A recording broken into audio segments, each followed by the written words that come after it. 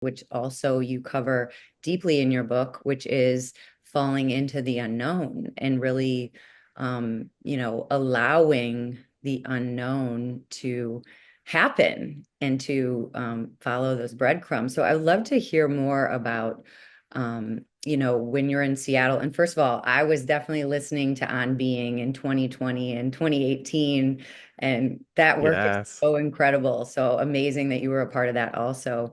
But what was that, that sort of drew you away from Awake? And what were the catalysts, I guess, in your life, the moments in which you recognized that the unknown was calling you, and Yeah. how did you deal with the fear of Yeah. actually going? Yeah, absolutely. So I'll start sort of high view, which is to say, um, a lot of this is what I explore in my book, which is like part memoir, part guidebook. The subtitle for my book is Discovering the Hero's Journey to Wholeness at Midlife. And that hero's journey idea uh, is is from Joseph Campbell, the 20th century mythologist, whose work later became super popular in like movies and culture, specifically like Star Wars. But he studied cultures and religious traditions and stories and myths across space and time. And what he identified was this common storyline that runs through them all, which is this three-part pattern, which he identified as there's the departure, there's the initiation, and there's the return. And after I had gone through this sort of deep soul journey and leaving behind what was familiar and rediscovering myself, I looked and I thought at his work. I was engaging. I said, this is what I lived. So this isn't just something that's in old stories and traditions. It's something that's relevant for each and every one of us, which, by the way, is why it shows up in the myths, because it was those myths were there to serve as maps and help people understand this journey of becoming more fully human. So specifically, and this is related to the question about leaving and also the unknown, is um, part of where this chapter of my story starts is in 2014, I had left the nonprofit that our community started. It's called the Aurora Commons. That's where we were building community with our neighbors on the margins of society. Profoundly transformational, like received so much from them. We were all about reciprocity, mutuality. Everyone has a gift to give. Um, every human being is worthy of love and belonging. We had these beautiful core values and we lived them out. However, during that process, starting a church, leading that, another nonprofit I was involved in, and Cherie and I had three young kids. Well, three kids in 3.5 years. In that season, I think in part because my work was so meaningful to me and it was impactful and I enjoyed who I was working with, something happened. And it's like my heart snuck out the back door and I didn't even notice. I was doing good things. I was in the helping professions, sort of engaged in quote unquote virtuous work.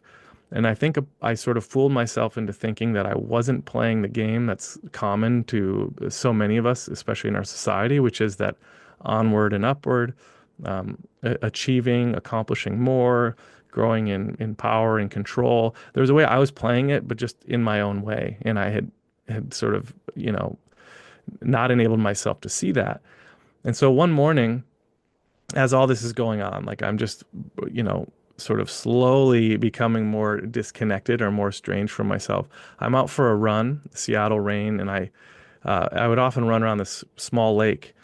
And I was charging up this hill on my way home. I usually get to the top of the hill. I turn and just like crush the last 10 blocks, this sort of intense, invigorating workout, and then go about my day with all my important things to do and saving the world. And this one particular day, I got to the top of the hill and these words welled up inside me. And the words were, if you don't have your heart, you have nothing. If you Mm. don't have your heart, you have nothing.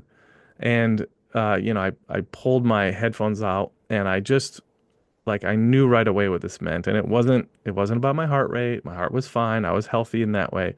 But this was an invitation and really a warning telling me that like there's a wake up call. And it's telling me that the way that I've been moving through the world, my operating patterns could no longer serve me. They couldn't carry me forward. In fact, while they may have been helpful at one point, which I think they were when I was younger, maybe, kind of wearing a mask, this producer, achiever, perfectionist, performer, it helped me kind of, make it through the world. We all have these masks we wear.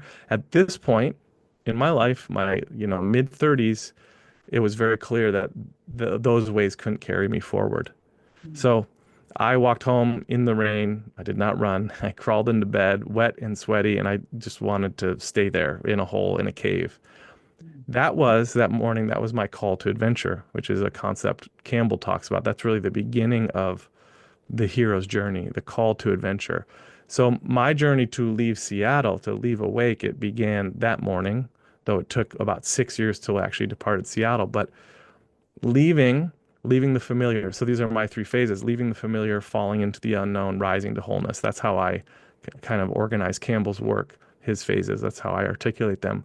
The leaving was not just about a role or job or place. The leaving was about leaving behind those limiting ways of being in the world. And so that shedding parts of my identity that were no longer serving me so I could more fully express who I am and why I'm here. So went on this soul journey, and yes, a part of then kind of the ultimate step of leaving the familiar is an actual letting go of things. Then you find yourself in the unknown. And the unknown is something we're not super comfortable with as a culture, as a society. And yet that space in between what has been and what's coming is uh, is probably the most powerful stage. It's where we really get free from what's hindering us. It's also something that recharges us for what's ahead, because there's a lot of work to do ahead from a more integrated place. It helps. It's a place of revelation. We get insights about what's next, what's needed individually and collectively. Um, and yeah, so many other benefits as, though it's super uncomfortable. Um, so that's a bit about, yeah, I guess the unknown, which there's sort of parallel terms. I talk about the steps in that unknown space are befriend the darkness and wander in the wild and ultimately face your death, really face your mortality. So a lot more we could talk about there, but that's probably hopefully gets at what you're asking. Totally. And I mean, definitely dark night of the soul, ego death, like all aspects of versions of ourselves dying.